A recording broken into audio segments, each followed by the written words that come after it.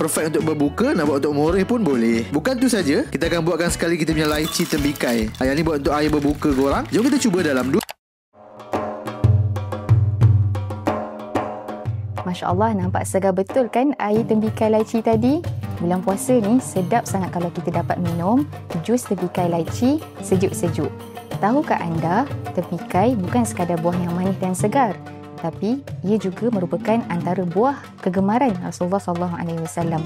Terdapat hadis daripada Aisyah radhiyallahu anha bahawasanya An-Nabiy sallallahu alaihi wasallam kana ya'kulu al-bittikha birrutabi. Nabi SAW pernah makan tembikai dengan kurma yang basah.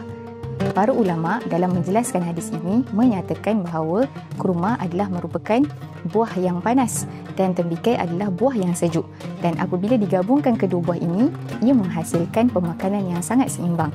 Ini menunjukkan bahawasanya Rasulullah SAW adalah seorang yang sangat menekankan aspek pemakanan yang sesuai dengan aspek perubatan.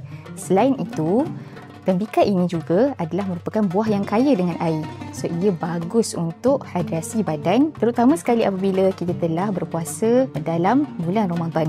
Namun, ada satu perkara yang perlu kita ingat, bahawasanya walaupun terdapat hadis yang menyatakan bahawasanya Rasulullah SAW pernah makan buah tembikai dengan kurma yang basah, namun tiada hadis yang sahih berkenaan tentang kelebihan makan buah tembikai itu sendiri.